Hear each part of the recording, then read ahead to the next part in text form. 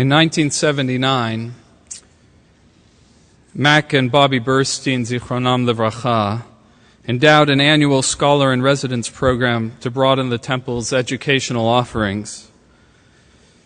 The Bursteins' generosity has enabled us to bring into our community year after year outstanding Jewish scholarship that has enriched the intellectual life of this congregation and of this city. Tonight begins the 34th annual Burstein Scholar-in-Residence weekend. Tonight also marks the official beginning of the third year of our congregation's exploration of its relationship with Israel as people and place. In the first year of our project, we studied Jerusalem's origins, its impact upon the peace process, and how it struggles with the same urban issues as so many other cities. Last year, we investigated the complexities of nation building and how Israel balances the tensions between being both a Jewish and democratic republic. We now, in this third year, seek to move from knowledge to action as we create opportunities for our congregation to promote the values of Reform Judaism in Israel. We are thrilled that Ambassador Kurtzer and his wife Sheila have returned for the weekend to our congregation. And to introduce the ambassador on this evening, it is my pleasure to invite forward to our bima a past president of this congregation and a member of our Adult Education Committee, Carol Michael.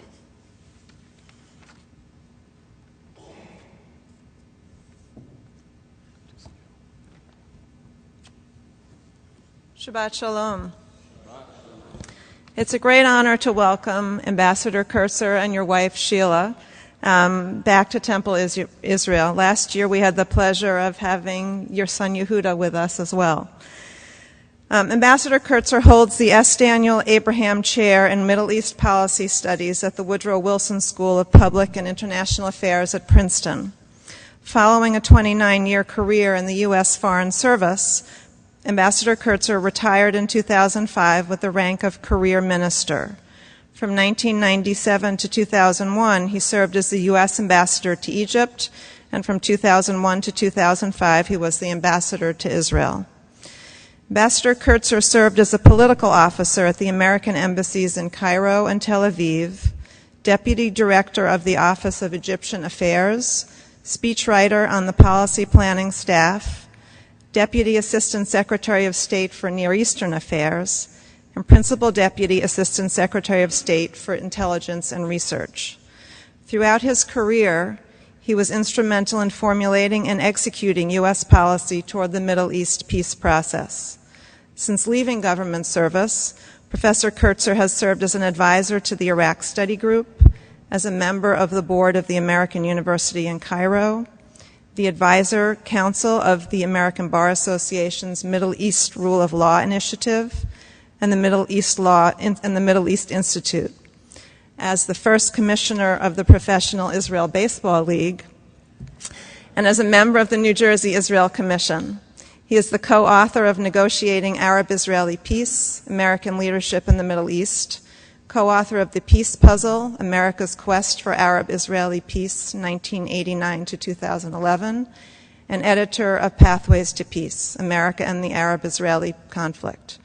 Professor Kurtzer received a PhD from Columbia University and a BA from Yeshiva. It seems particularly appropriate tonight, with the Torah portion of Noah, to hear from Professor Kurtzer with the wealth of his experience in conflict and diplomacy. In the ark that Noah built, we read that lions and lambs, predators and prey, set aside their natural enmity and lived cooperatively together for a period of time. It certainly sets the stage for whether or how traditional enemies can learn to live in peace. Welcome.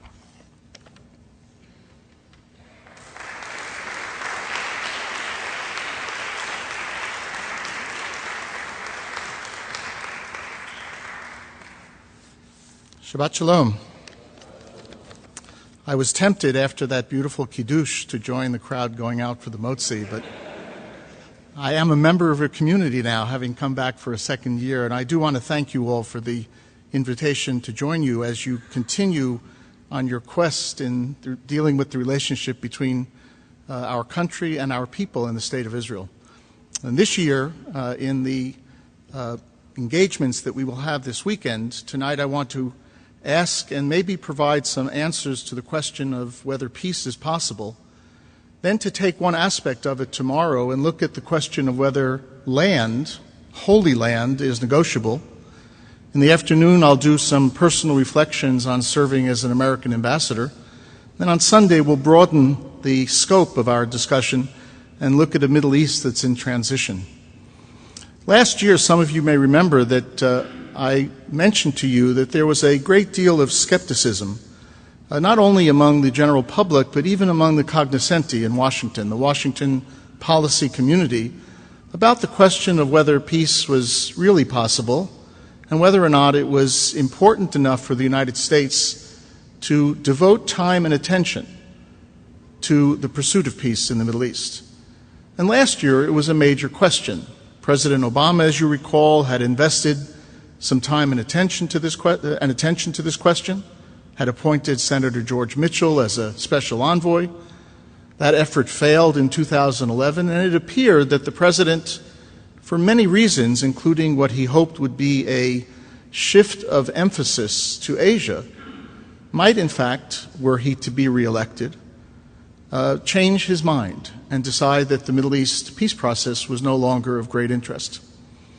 But then along came Secretary of State John Kerry, a son of Massachusetts, who has brought tremendous, not just enthusiasm, but tremendous dedication and commitment to seeing whether or not the United States can resume a role that it had appropriated for itself more than 35 years ago in trying to help broker a Middle East peace settlement. And so for the first 6 months of this year, Secretary Kerry, with the strong support of the President, seemed to answer the questions that were posed by the critics last year and put together what I would call a very healthy architecture of a peace process. He, for example, brought back into the picture the issue of security, which we know for the people and government of Israel is one of the most critical questions on the agenda. Can security be provided for Israel in a manner that is at least as good, if not better, if Israel is forced to withdraw from territory? And how would that security be ensured in the context of a peace settlement? And so Secretary Kerry, President Obama, appointed former General John Allen to head a very quiet but very intensive effort to determine what it is that Israel would need in the context of a peace settlement that would compensate it for the territory that it would have to give up. The Secretary also understood that one of the critical issues in the context of a peace process is what happens to a Palestinian state that comes into being in essentially a weakened position. Would it, in fact, be born as a failed state? And so the Secretary adopted a program begun by the World Economic Forum, Davos, to try to marshal up to $4 billion in assistance to the Palestinians if they were prepared to do so in a manner that was consistent with the normal norms of institution building and economic accountability. And he lent his support to a private sector initiative called Breaking the Impasse, which had begun in the region by Palestinian and Israeli business people to try to figure out what they could do without leaving it only to governments to operate, what they could do to stimulate economic growth and economic interaction between Palestinians and Israelis. And the Secretary, as he was developing this architecture of peacemaking, also found a formula that allowed Israelis and Palestinians who had not formally negotiated for more than a couple of days during the previous almost 5 years to come back to the negotiating table. And that happened about 2 months ago. Since then, there have been now 8 rounds of talks, started in Washington, but has continued in the region. And in one sense, the architecture, the building process that the Secretary and the President put together was, in fact, the easy part. Because today, the skeptics and the pessimists and the cynics who last year wondered whether or not we could even get back to a negotiation, are now saying that negotiation cannot be consummated. The issues in dispute are too difficult, the gaps between the parties are too wide, and the politics in the region simply don't lend themselves to a resolution of this issue. So I want to examine this tonight a bit with you. And I want to tell you that their arguments this year are much stronger than they were last year. They're much stronger for reasons that we know well, but when we put them in context, make the task of peacemaking even more daunting. Let's start with Israel. At last count, 42 members of the 120-member Israeli Knesset have gone on record opposing a two-state solution. And many of those legislators are members of the current government coalition. In other words, you have politics in Israel that not only are as divided as they've ever been, we are now emulating in our politics the divisions that Israel has suffered so many years. But you have even divisions within the ruling coalition. A prime minister who, we recall, in 2009 gave a speech at Bar Ilan University in which he said he could support a two-state solution under certain conditions. But he's leading a coalition of the unwilling. Just a couple of weeks ago, the deputy foreign minister of the State of Israel, Danny Danon, published an op-ed in the New York Times in which he said he will not support a two-state solution. He will not support Israel's giving up territory. Now, I'll leave aside the question of whether or not a government can tolerate a senior member of that government publicly opposing the policies of the government. That's Israel's problem.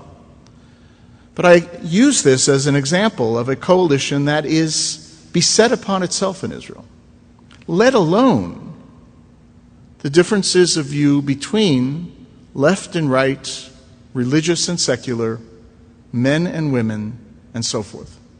In other words, the Israeli polity is in a state of tremendous flux. This past June, I was in Israel and invited to participate in a panel at the presidential conference sponsored by President Shimon Peres. I was the only non-Israeli on this panel, and you can imagine in that situation, you walk in and you basically watch Israelis fight with each other. Sheila and I, when we would have dinner parties at home, would say our major challenge was setting up the guest list, setting the table, and then sitting back and watching the fun. And in fact, this is what happened on this panel. On the right side of the spectrum was Dr. Dori Gold, a former Israeli ambassador to the United Nations, an advisor, informal advisor to Prime Minister Netanyahu. To the left of the spectrum, perhaps surprising, although now we know it's not so surprising, was Meir Dagan, a former head of the Israeli Mossad, of the Israeli intelligence agency, a veteran of almost 40 years defending Israel's existence in uniform or in the intelligence community. And the two of them went at it quite vociferously, as you can imagine, with Dori Gold arguing a single point, and that was that any territorial compromise on the part of the State of Israel would be indefensible and would lead to indefensible borders. To which Meir Dagan responded, why don't we leave it to the IDF to defend our borders? And rather than declare in advance that there are borders that are defensible or not defensible, we negotiate the best we can. The IDF develops plans in order to deal with the situation that emerges after the negotiations are over. And he said the IDF, the Israeli Defense Forces, had done a pretty good job over the past 65 years in assuring the security of the State of Israel. So you see in the political system, inside the Knesset, inside the governing coalition, you see in the public discourse in Israel a divided society, one which continues to answer the polls by saying that peace is a value, but which is manifesting day to day a tremendous amount of resistance to the idea of yielding territory, which it has held since 1967. And then we turn to the Palestinians. Palestinians are not only a divided political entity, they are divided geographically. Since 2007, with the takeover of Gaza by Hamas, the Palestinian Authority no longer governs even that 22% of Palestine, which it was supposed to govern under the terms of the Oslo Agreement. Only a part of Palestine, the West Bank, is governed by the Palestinian Authority. Another part of Palestine is governed by Hamas. And we know, not only from Hamas's charter, Hamas, as you know, is a stepchild of the Muslim Brotherhood in Egypt. It is the Palestinian Muslim Brotherhood. And their charter makes clear that they cannot accept any deviation from the idea that Palestine is considered holy land. It's waqf, dedicated land that cannot be alienated to anyone, let alone to Jews. And so Hamas has opposed not just peace with Israel, but even the idea of engagement with Israel. They've only gone so far as to suggest that under the right circumstances, they might agree to some temporary ceasefire, what they call a hudna. It might last for a few years, but reading between the lines, what we know is that that ceasefire would simply allow them time to build up enough energy and enough power to challenge Israel's existence, not just its occupation of territory. And not only a division between the Palestinian Authority and Hamas. Even within the Palestinian Authority, the influence of the Palestinian president, Mahmoud Abbas, is very, very shallow. Abbas himself is the closest thing to a Palestinian true believer in peace. I was at a dinner with him in New York just 10 days, 2 weeks ago. He told us a very interesting fact that none of us had known. 6 of his 8 grandchildren had gone through seeds of peace. I don't think any of Netanyahu's children have gone through seeds of peace, but I don't know the answer to that question. Abbas has walked the walk. He opposed Arafat during the Intifada. He said the Intifada was wrong. He believed that it was going to hurt Palestinians far more than it was going to hurt Israel, and he was 100% right. He has said publicly that he will not lead the Palestinians if they choose another Intifada. And he is as close as we have to a representation of a Palestinian peace now. But his influence in that society is not deep at all. And there are forces at work within Palestinian society that are moving in every direction other than a two-state solution.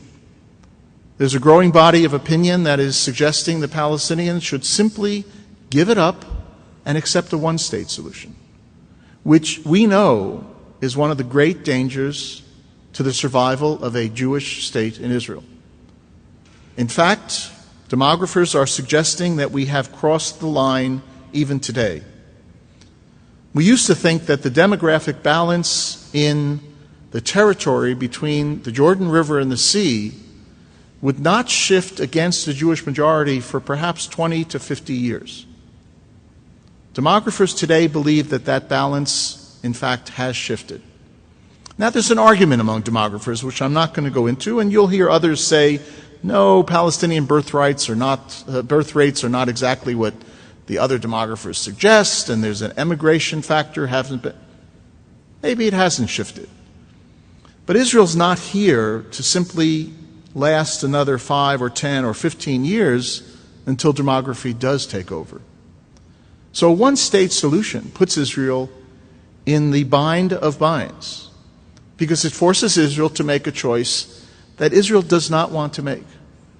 Does it accept Palestinians as full citizens within the Israeli polity, citizens who may at some point outnumber the Jewish citizens of the state of Israel, and then legislatively change the character of the state, something that the people of Israel would say is not acceptable? Or do they not accept Palestinians as full citizens and face what not I have called, but the former defense minister of Israel, Ehud Barak, has called an apartheid state? Because if there is, in fact, no two-state solution, and if, in fact, Palestinians are not given equal rights within the successor state to what we have today, then you'll have a state in which there's unequal rights and unequal citizenship, something which the international community, as we know from the South Africa experience, will not tolerate. So when we see within the Palestinian polity a growing movement towards supporting or accepting a two-state solution, it should give us pause and create a great deal of concern. And there's not only a movement towards one state, there's also a revival of the idea that Israel only knows force and therefore will only change as a result of force. Take an example last week, or week before last. You saw the reports. An Israeli soldier was lured into the West Bank by someone he knew, ostensibly for reasons of business or whatever, and he was killed. And the Israelis determined later that he was killed as part of a plan by the Palestinian perpetrator to abduct him in order to release the Palestinian's brother from prison. Now, what does this sound like? It sounds like a small version of the Gilad Shalit story. Because Palestinians, 7-8 years ago, some Palestinians kidnapped Gilad Shalit, held him captive.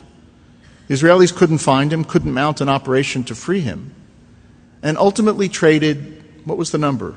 1,000 prisoners. Many of the most bloody prisoners in Israeli prisons. So if you're a Palestinian, what do you learn from this experience?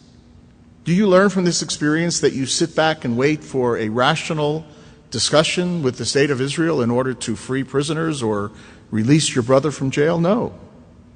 What you learn from this experience is the Israelis know force. You abduct one of theirs, you hold them captive, you get prisoners released. And so there are Palestinians, many of them, who say that only a third intifada will get Israel's attention. Now, we know that the Israelis were surprised by the first intifada. And we know that they were surprised by the second intifada.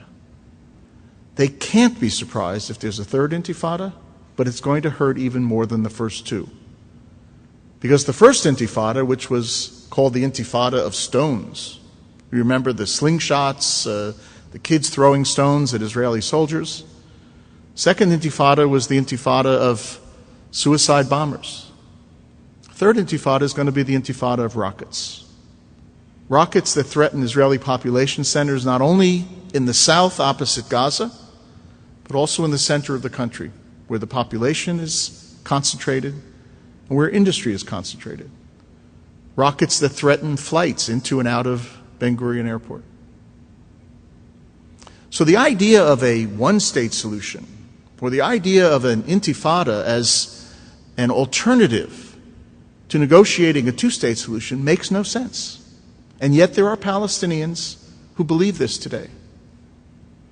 So you have an Israeli polity that is challenged, you have a Palestinian polity that is challenged, and so you look to us, the United States. We've been the third party, the honest broker, the party that the two sides have normally turned to for different reasons to try to help them arrange peace. And the question we need to ask ourselves is, are we really not just capable of doing this, but are we willing to do the heavy lifting and the hard work? The capability part hasn't been tested in almost 20 years. Our last success in the Middle East peace process was in 1991, in the Madrid Peace Conference.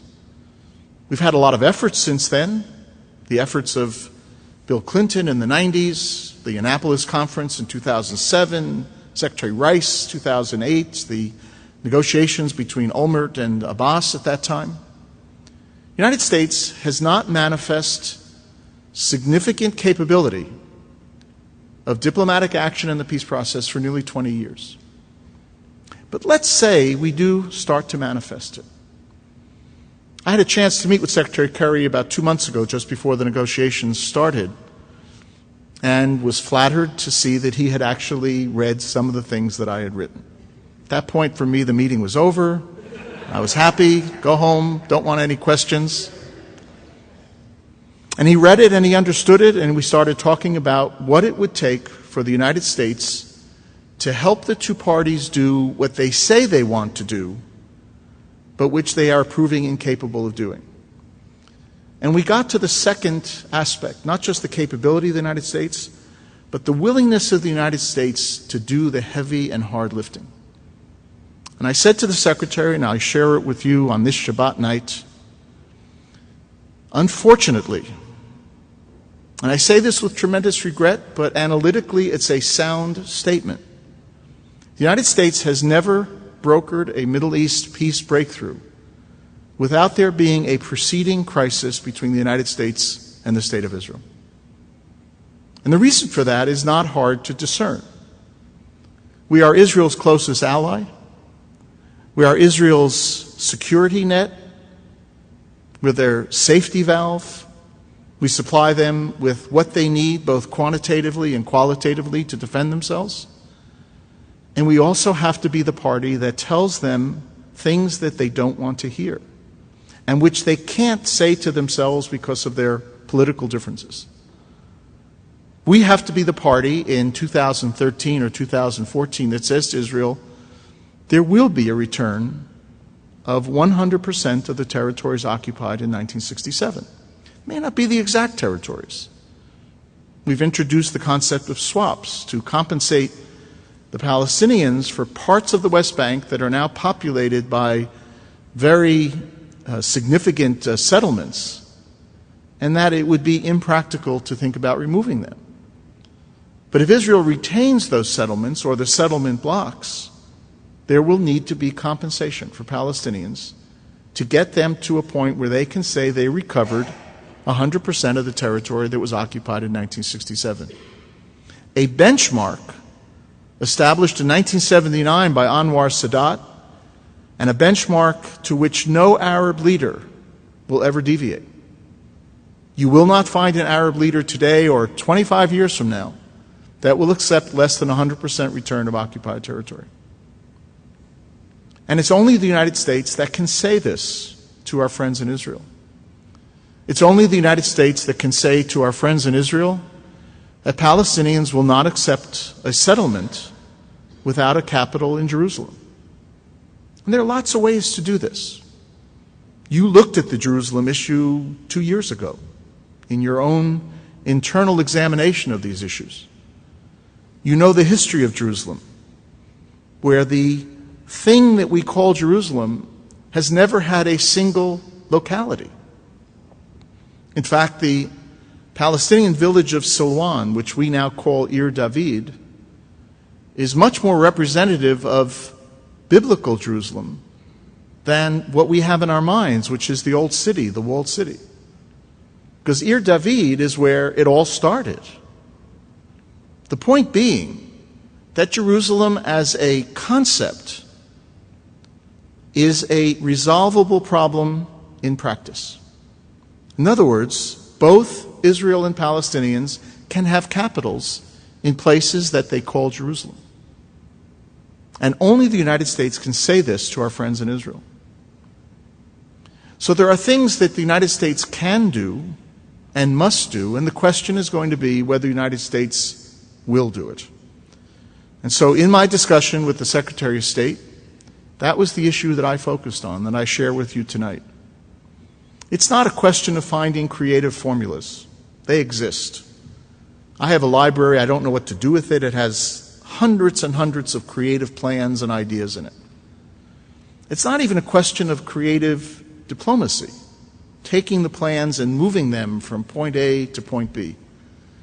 Because we have creative diplomats, and there are creative diplomats on the Israeli and Palestinian side as well.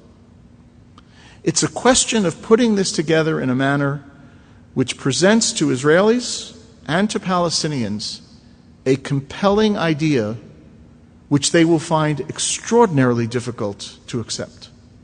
And that's where the United States will play its role. And how we play it is going to determine whether or not we reach a successful outcome. Now, what are some of the things that actually can be done? As you move into this third year of your analysis and you're into the to-do phase, what do we do about the U.S.-Israeli relationship? What do we do about the relationship between American Jews and Israel? What do we do about the peace process?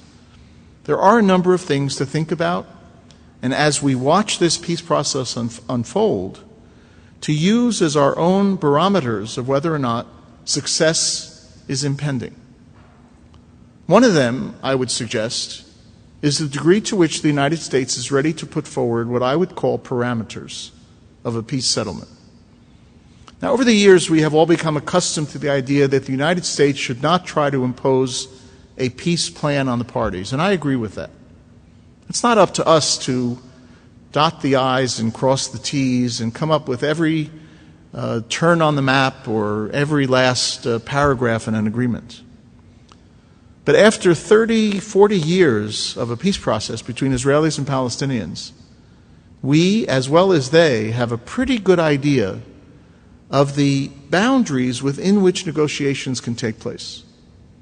In fact, if you go back to September 2008, the last time there were real serious negotiations between Prime Minister Ehud Olmert at that time and President Mahmoud Abbas, the two of them reached a number of points in their negotiation which were relatively close.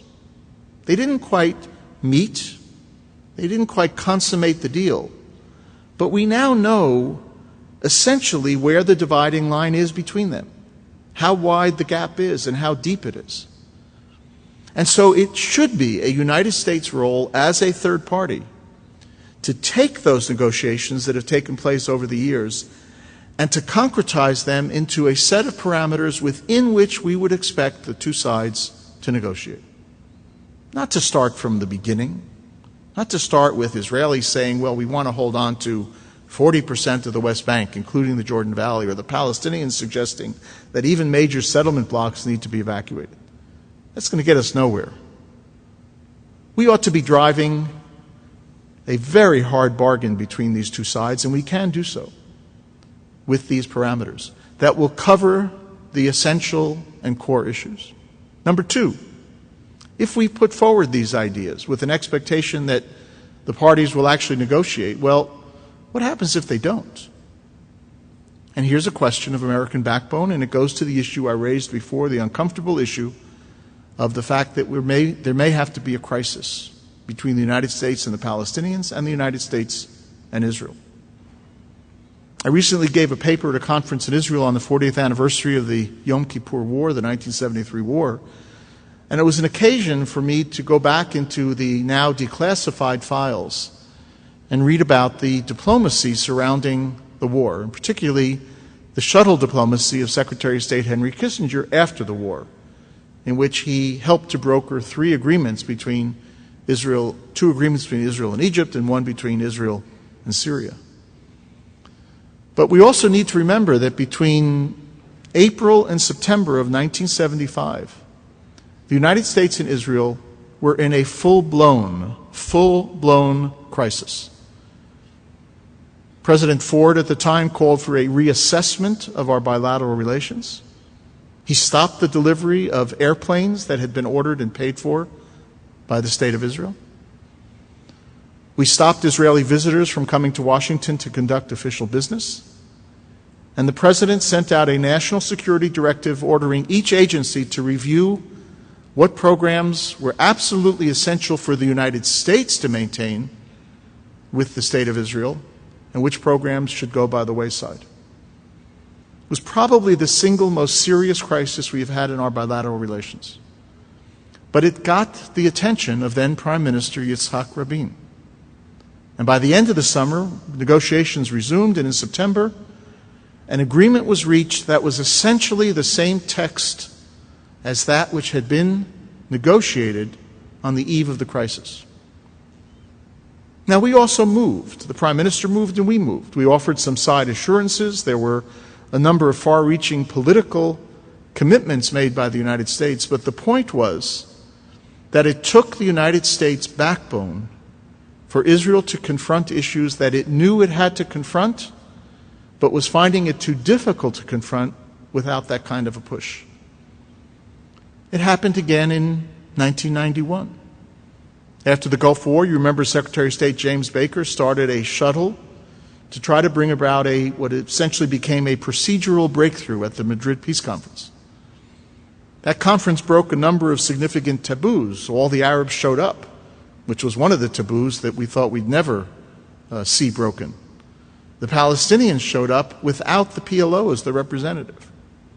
In other words, there were important things that happened, but it was a process-related outcome. But even that process-related outcome was preceded by a full-blown fight between President George H.W. Bush and Prime Minister Yitzhak Shamir. And you remember, it was over the question of United States assistance to the resettlement of Soviet immigrants to Israel, with the request by the United States that those immigrants not be resettled in the occupied territories. Now imagine what's going through President Bush's mind, because to a large extent, the United States could have and should have taken a fair amount of the credit for having opened up the gates to Soviet immigration. This was a diplomatic achievement for us as much as it was for the State of Israel. And yet, when the Prime Minister came to the President and said, "We need help to absorb these people into Israel," and the President said, "I'm ready to give that help, $400 million in assistance and $10 billion of loans that we would co-sign," the President asked for a commitment that those immigrants would not be resettled in the occupied territories. The Prime Minister said no, and the President said, "I'm not giving you the money." The President won that battle, as you recall, when the Prime Minister tried to go around the President to Congress. And then we had the Madrid Peace Conference. So will it take that kind of a crisis if one of the parties, or both, say no, and if one of those parties is the State of Israel, says no to the parameters that the United States, I hope, puts forward? The third issue is what we actually do if they say yes. Because it's quite possible that the two sides will look at the parameters and say, well, we agree with parts of them, we disagree with parts, we have our own views, we have our own reservations, but we're prepared to negotiate essentially within those boundary lines. Does the United States then stay home? And I would suggest the answer is no. Because in this negotiation, unlike others, it is only going to be a third party that is able to bridge the differences that we know remain between the two sides. And we know what those differences are. So we don't have to be in the room in every session. We don't have to be in their knickers as they negotiate. But we're going to have to spend an inordinate amount of time and political capital to make this happen. And whether or not the President is ready to do that, whether the pivot to Asia becomes a repivot back to the Middle East, an issue that we'll take up throughout this weekend, whether the President's ready to expend political capital on this issue when, as we know, unfortunately, he's got a lot of other things on his plate. Of course, he may be able to do so because if the government's not open anyway, he's got time on his hands, right? These are major questions. James Baker's book on his tenure as Secretary of State was called The Politics of Diplomacy. It's a book about diplomacy, but it's also a book about politics. Because for the President of the United States to come up with parameters and to move them forward and to then try to get the Israelis and Palestinians to negotiate within them is a diplomatic challenge. For him to sustain that against the backdrop of our own domestic partisan politics is a political challenge. And the question I leave you with tonight, I know we'll have some time in a few minutes in the Oneg for questions and answers. The question I leave you with is, do we have the backbone to answer the question of whether peace is possible? We think the Israelis and Palestinians want it. We're pretty sure they can't do it on their own. And the question is whether we can really help them do it. Thank you and Shabbat Shalom.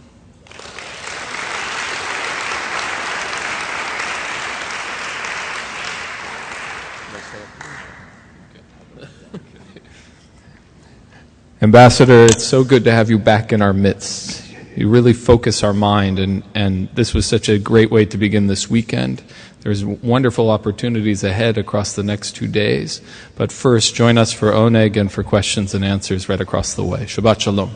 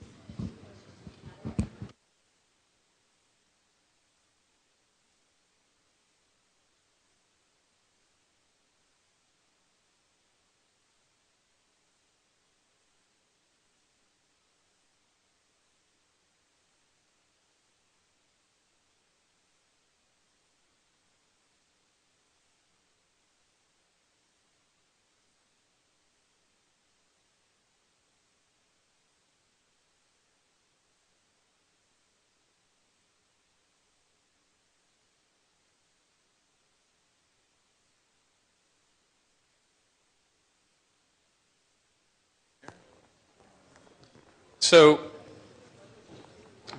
we have time for about 20 minutes of questions. Yeah. And and Ed, would you like to start us off? Please. Yeah. Right into the mic. When you talked about the political division in Israel, there was one bloc you didn't mention, namely the Palestinian Israelis. Do they have a role to play in this process? The simple answer is yes. I'll start out with a little vignette. Right after the Camp David Accords failed, I was ambassador in Egypt at the time, and I came over on an official visit to Israel. And our ambassador at the time said to me that he had been approached by a large delegation of Israeli Arab mayors saying that it was imperative for Israel to make peace with the Palestinians for their own reasons, because they were losing control over their children. If there's no border, then the children are thinking in national terms. If there's a border, then we happen to be Palestinians living in Israel.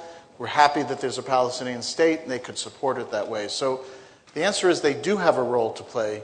Unfortunately, Palestinian leadership in Israel has been very weak and largely radical. And they've chosen a path of opposition politics rather than aligning themselves, for example, with the so-called left or the Labor Party. And so as a political factor, they are less significant than as a real political movement would suggest they could be.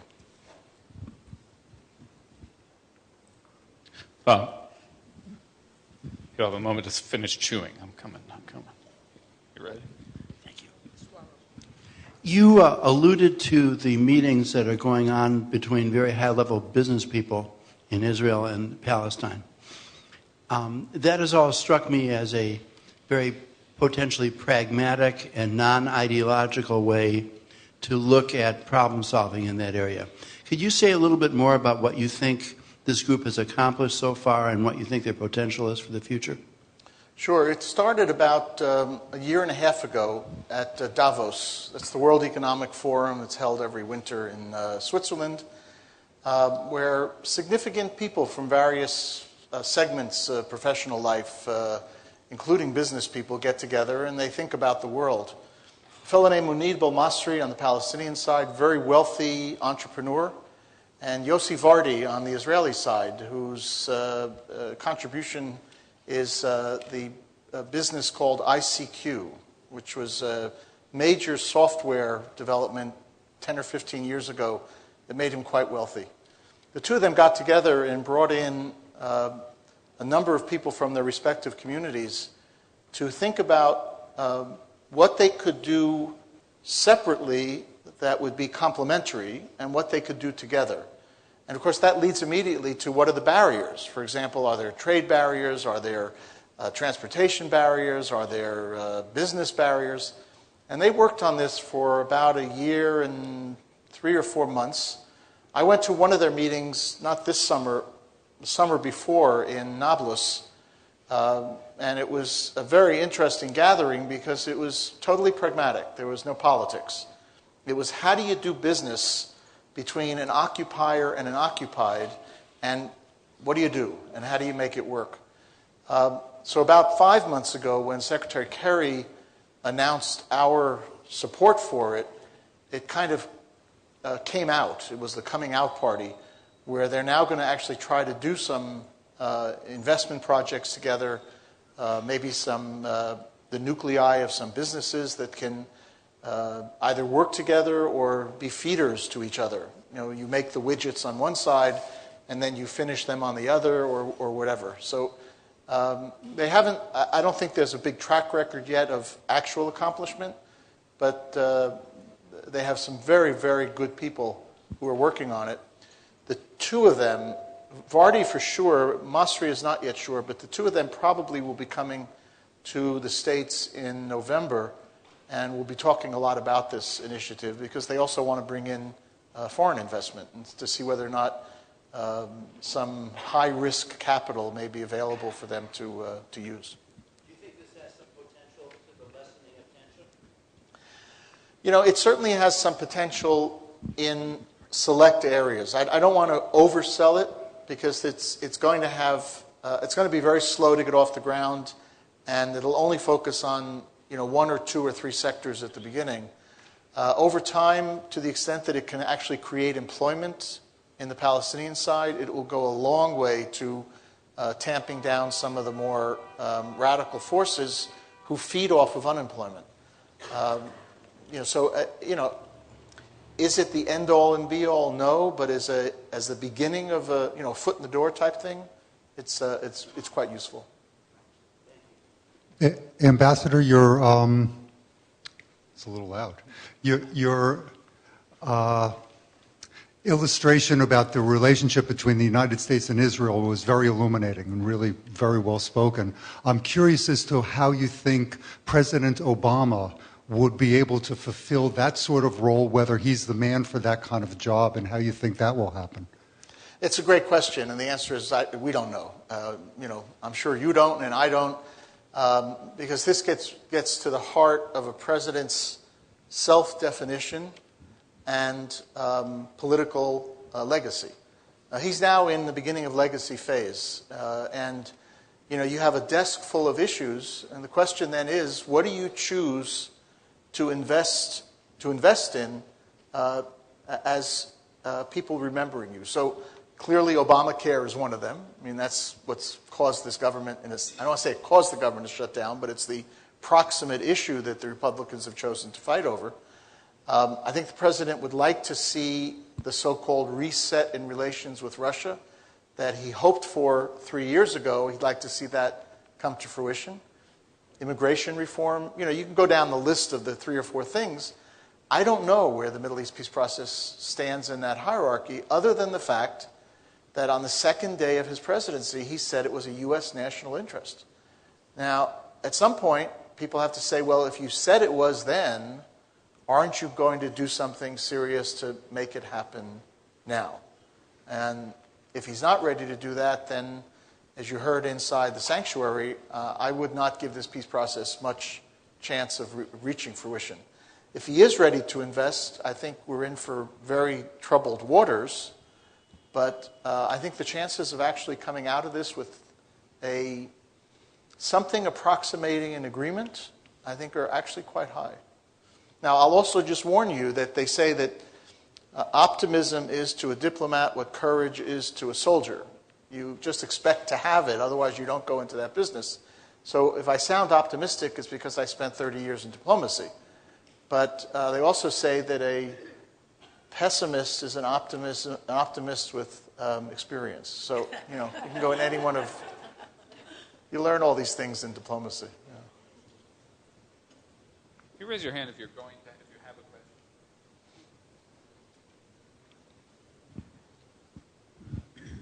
Thank you. I have an issue. I always have had an issue with the term two-state solution, because my question is, what's the solution to? When I look at the threats to Israel's security and existence, I think of Iran, Think of Muslim Brotherhood, maybe other groups in the Arab world that would like to see Israel disappear.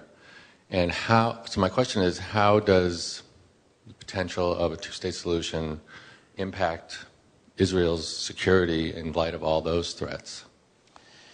I was talking with someone here during the break, during the ONIG, and so for that person, please excuse me if I'm repeating myself. If you have a problem outside your house and you have a problem inside your house, are you better off doing nothing about your problem inside the house for fear that the outside of the house problem is challenging? Or are you better off solving your problem inside the house? Solving the problem with Palestinians, developing an outlet for their national aspirations in what is going to be 22% of Palestine, not 50%, will go a long distance to calming the situation inside the house.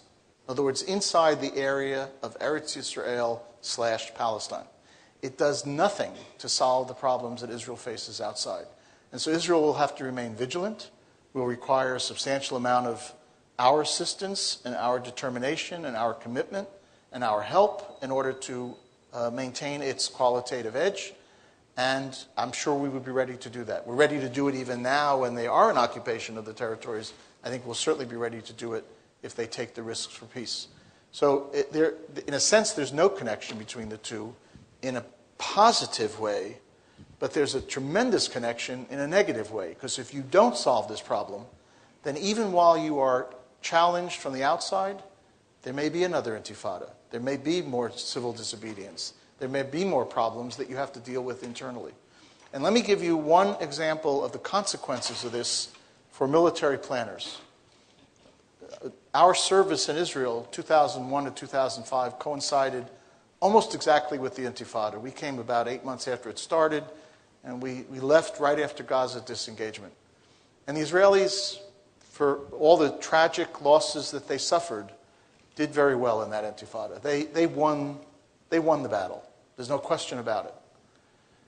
A year later, 2006, they were confronted with a different threat from Hezbollah, and every Israeli security official will tell you that they were not ready for it because they had spent so much time and attention fighting an internal war, a counterinsurgency and counterterrorism war inside their house, that they had essentially put all the training for conventional war, which is largely what they were fighting in South Lebanon, they had put that aside.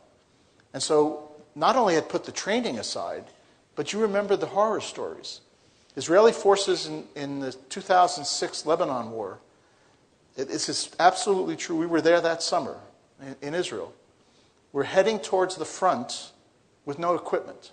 They were buying things on the road because the stores had been depleted as a result of the Intifada. And the focus was so much on the inside the house problem that it was almost as though the rest of the region didn't exist. So the consequences are not just political, not just, happy face, we've solved the Palestinian problem, they have a political state, we have a political state. It gives you the ability to really focus on your external threats. One last point. In 2002, Yitzhak Rabin was elected Prime Minister of Israel in June. Came to Kennebunkport, Maine in August, where George H.W. Bush, who was still president, was summering. And he said to Bush, we need to resolve the Palestinian issue immediately. Now, for Bush, this was music to his ears. We had, in fact, advanced the Madrid Peace Conference. But he wanted to know from Rabin what was behind this, because Rabin was not a founding member of Peace Now, as we know. He's a hard-headed, hard-nosed political fellow, a military fellow. And Rabin said, because my problem is looking ahead to the threat that Iran's going to pose in 10 years. And if I don't solve this problem, then this thing is like a burden around my neck. I have to handle this internal problem and not pay enough attention to what I need to pay attention to, and that is the Iranian problem.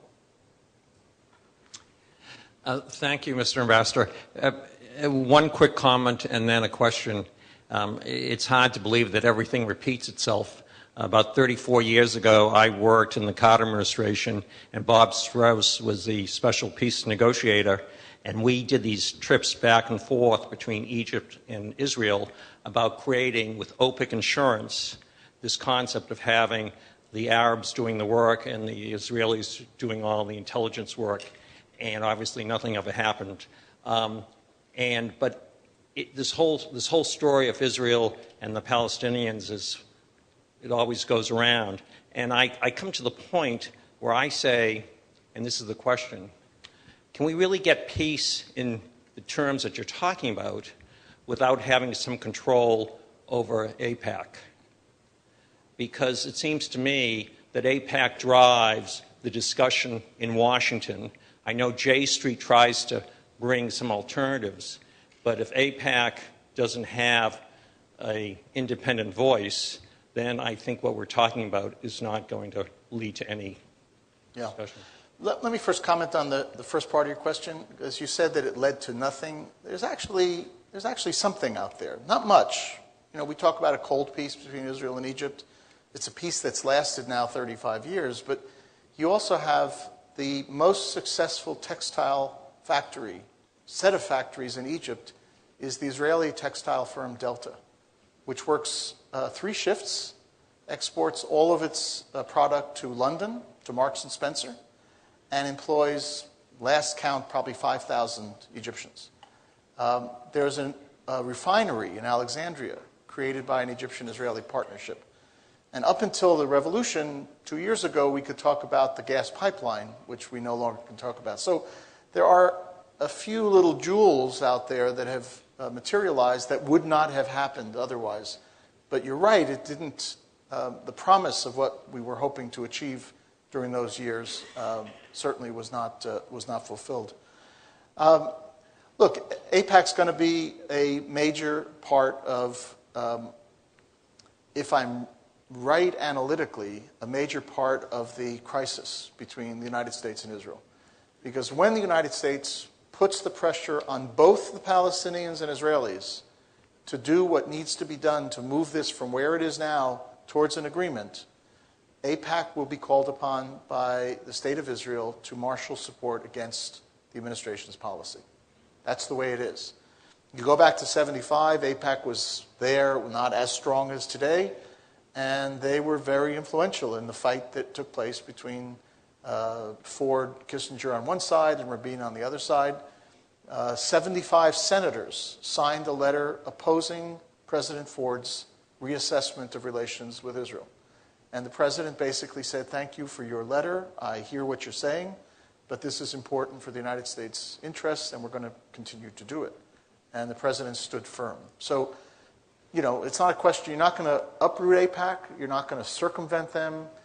You're going to have to deal with them. You talk to them. But at the end of the day, they're going to be partisan against an administration that brings pressure on the State of Israel. For the president to sustain a policy of this sort, that kind of pressure has to rest on a fair and reasonable set of policy prescriptions. In other words, if the president says something about the outcome, which clearly can be called in, which clearly Israel's security can be called into question, he loses. So that's why the General Allen appointment was so important, because the president should be able to say, I've got this very senior retired general who's spending all of his time interacting with the IDF, and we're working out solutions to every problem that we can anticipate. Maybe we're going to miss some that we can't anticipate, but we're looking at counterterrorism issues, we're looking at border security, we're looking at over-the-horizon issues with respect to radars and other kinds of deterrent methods and means. The president hopefully would be on sound ground then to say, I will do nothing to compromise Israel's security, but I will stand fast with respect to Israel's maintaining control over the occupied territories. That's the point at which he has to be on, and then he's got to withstand the political pressure. Not easy. And I have to tell you, I'll be honest with you, if I were his domestic advisor, if I were the Karl Rove or David Axelrod of this administration, it's not an easy sell to go to the president and say, so you'll have another crisis with the Congress. And this time, the crisis is not just going to be with Republicans. You're going to see a lot of defections by the Democrats who are afraid of not getting AIPAC support in the next election unless they oppose the president. So, it's a tough sell. Question is, does the president really want to do this? David, you have the last question. Make it high quality. I don't know about that. I have a couple of comments, not precisely a question, but invite your response. Enjoyed your presentation very much. I'm a little disgruntled at your very last remark, suggesting that it's the Jewish lobby that's controlling things in Washington. Call it AIPAC if you want. All those senators and congressmen that are supporting Israel, they're being manipulated, it's contributions, I don't buy that. And I think there's been support across the political spectrum in this country for Israel before there was AIPAC, and I think that's not an accurate statement. I would only interrupt you to say that if that's the interpretation you took from my comments, then that was not the interpretation I intended. Okay. AIPAC is a political force. They don't control Congress. They don't control our politics. But to say they're not a political force would be unrealistic. No, of course I think they're a political force, but I think... okay, I'm sorry. I just wonder how come nobody is talking to the Palestinian side about their security needs? That doesn't seem to be an issue, does it? You alluded to the Israel uses force, but what's the historical record? Who's attacked whom? And how did the territories, which are not Palestinian territories being occupied by Israel, they were being administered by Jordan, and at that point nobody was concerned about a Palestinian state.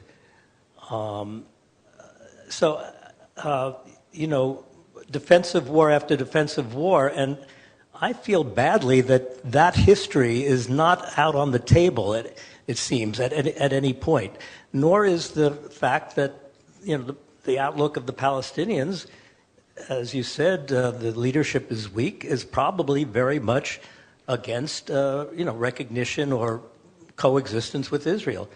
In a referendum, regardless of Netanyahu's people... I got it. A two-state solution would win in Israel. Yeah. Is it going to win in the Palestinian side?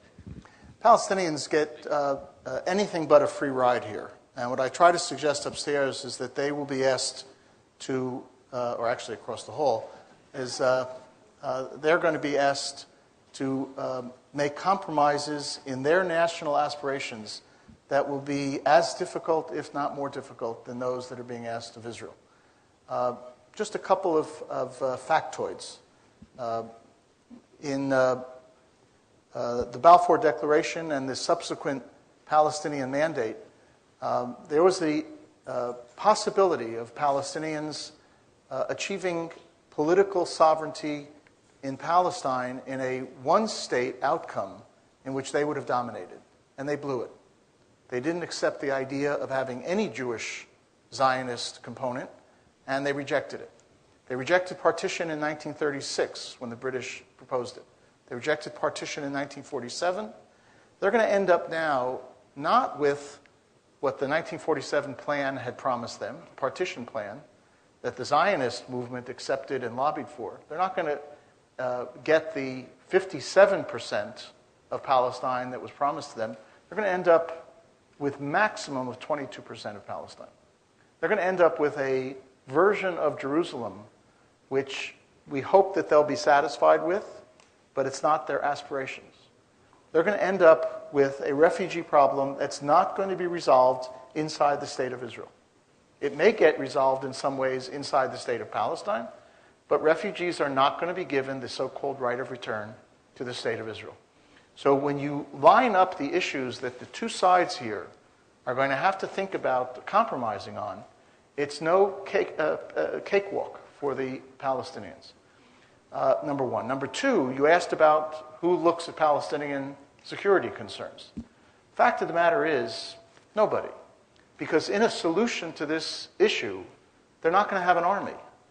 And they're going to have a capacity to deal with internal subversion. They're going to have security forces that deal with internal disruptions.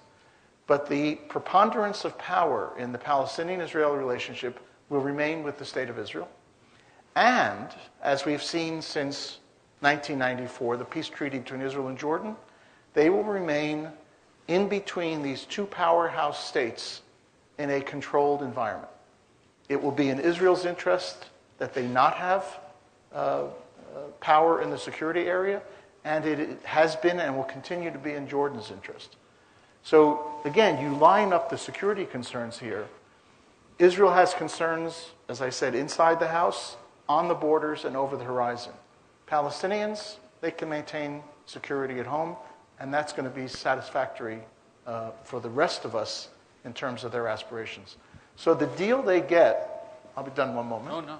The deal they get, I was going to tell the joke about the fellow when the Soviet Union was still alive. He was walking with his friend, and the friend said to him, "How come I didn't see you at the last meeting of the Communist Party?" And the first guy said, "Well, if I knew it was the last meeting, I would have actually attended." So you get the last question, I'm going to actually exploit that. No one's holding out any hope for the Palestinians that they're going to get a better deal today than they could have gotten at any point in their history. The reality is, if they don't take a deal now, then what may be available to them in 10 years will be even worse. And I could come back here in 10 years, if I remember how to get to Boston at that time and what's going on, and tell you that the deal that would be available in 10 years will be the deal they should take then. Right now is an opportunity for them to essentially establish a state, meet their national aspirations, and chart a different future. If they don't take it, it's going to be their own fault. Thank you so much. Please join us tomorrow morning at 9 a.m. for services. The ambassador will start teaching right around 9:30.